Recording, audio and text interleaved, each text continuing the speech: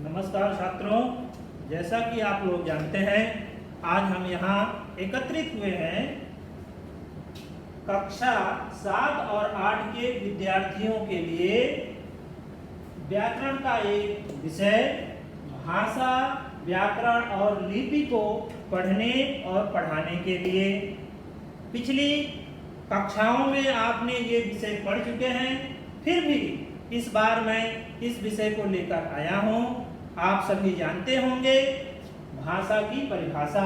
भाषा क्या है?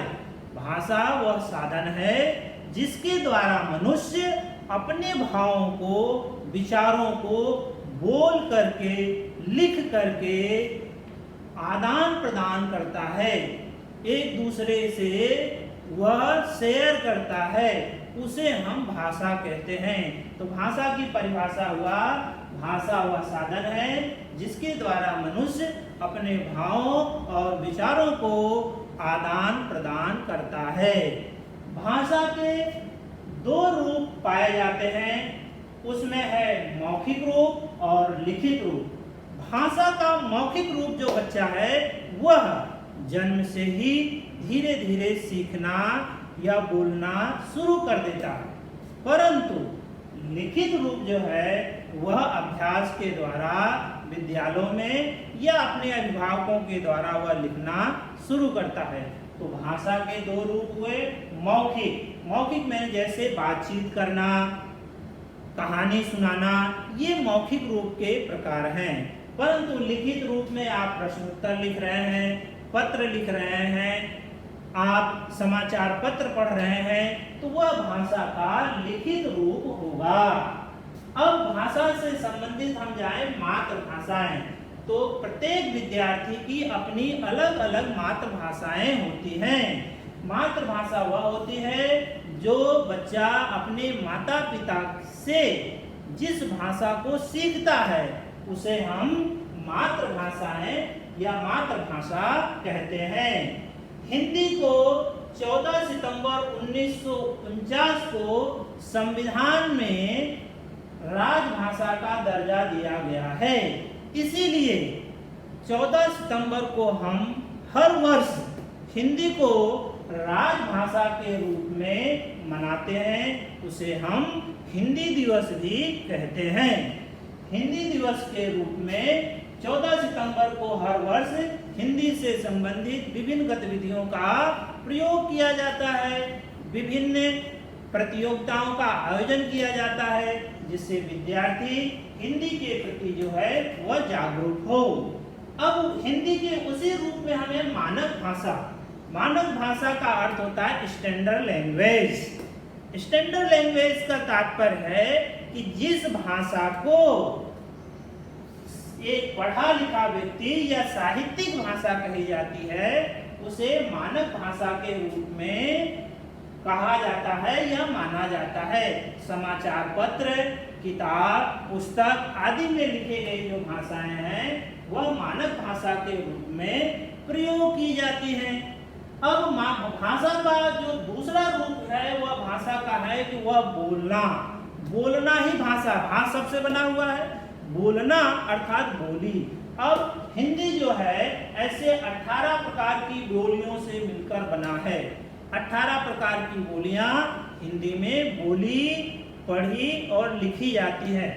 अब बोली का जो क्षेत्र है वो सीमित होता है और भाषा का क्षेत्र जो है वह विस्तृत होता है।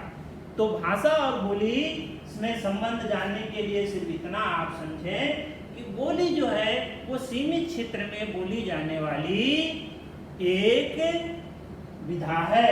जैसे मान लीजिए कि अवधि में रामचरितमानस लिखा गया है, वह जो है उत्तर प्रदेश के एक विशेष क्षेत्र में जो ली जाती है। ब्रज एक बोली है जो मथुरा, आगरा के आसपास बोली जाती है। वैसे आप बिहार में चले जाएंगे तो वहाँ मैथिली, मगही, वैदेही, राजस्थान चले जाएंगे मारवाड़ी, जयपुरी, फिर उसी तरह आप छत्तीसगढ़ में चले जाएंगे बाघेली, छत्तीसगढ़ी, हरियाणा में चले जाएंगे तो हरियाणवी। इस प्रकार बोलियों का एक विस्तृत क्षेत्र है, परंतु उसे आप भाषा नहीं कह सकते। भाषा तभी आप कहेंगे जब उसमें लिखा पढ़ा जा रहा हो। हाँ, यहाँ कुछ विद्यार्थियों को यह असमंजस की स्थिति होगी कि सर हम ब्रजभाषा सूरदास का पढ़ते रहेंगे, मीरा के पदों में भी हम भाषाओं का प्रयोग करते हैं, वो तो लिखित रूप है साहित्य। हाँ, कुछ बोलियों में साहित्य रचा जा रहा है, लिखा जा रहा है। जैसे मैंने कहा कि रामचरितमानस जो है वो अवधी बोली में लिखा गया, उसको अवधी भाषा भी कहा गया। भाषा इसलिए कहा गया क्योंकि उसको साहित्य, तो भाषा न रह करके वह एक उपभाषा है। वैसे मगही, मैथिली और ब्रज, ये जो भाषाएं, इसमें साहित्य पाया जाने लगा, इसलिए ऐसी बोलियों को हम जो है वह उपभाषा या भाषा का दर्जा दिया जाना लगा। अब उस भाषा के उसी क्रम में हम चलते हैं तो वह है लिपि। अब भाषा बोला तो जा रहा है, समझा तो जा रहा है, परंतु उसको लिखा जा रहा है, जिसे आपने लिखित रूप कहा है। तो लिखने का जो ढंग है, तरीका है, उसी को आप लिपि कहते हैंगे। तो अलग अलग भाषाओं की लिपियां अलग अलग होती हैंगी। जैसे लिपि हिंदी जो है वो देवनागरी लिपि में लिखी जाती है। देवनागरी लिपि में अन्य भाषाएं भी लिखी जाती हैं विद्यार्थियों, ये ध्यान रखिए। जैसे संस्कृत हुआ, गुजराती हुआ, मराठी हुआ, नेपाली हुआ, ये सभी भाषाएं जो हैं देवनागरी लिपि में लिखी जाती हैं। उसी प्रकार जो हम अंग्रेजी हम बोलते हैं, ये पढ़ते हैं, उसकी भाषा अंग्रेजी है, परंतु उसकी लिपि जो है वो रोमन है। उसी तरह पंजाबी की लिपि जो है वह गुरुमुखी है। उसी प्रकार उर्दू की लिपि अरबी और फारसी है। अर्थात भाषा के लिखने के ढंग को ही हम लिपि कहते हैं। लिपि जो है वह स्थायी रूप होता है। अब भाषा जो हम बोलते, पढ़ते, लिखते हैं, अब वह सही है या गलत, इसकी जानकारी देने के लिए हमें किसका ज्ञान आवश्यक है? व्याकरण का। व्याकरण के तहत ही हम अच्छी तरह से बोलना, लिखना सीख पाते हैं। तो व्याकरण वह शास्त्र हुआ, व्याकरण का तात्पर्य हुआ, व्याकरण वह शास्त्र है जिसके द्वारा विद्यार्थी सही ढंग से या शुद्ध ढंग से पढ़ना लिखना जानता है। अब व्याकरण को पढ़ने के लिए 3 भागों में विभाजित किया गया है। पहला भाग जो है वह है वर्ण विचार, जिसको हम अगले क्रम में पढ़ेंगे। दूसरा है शब्द विचार, और शब्द विचार के द्वारा शब्दों का निर्माण हुआ। और तीसरा जो प्रकार है वह है वाक्य विचार।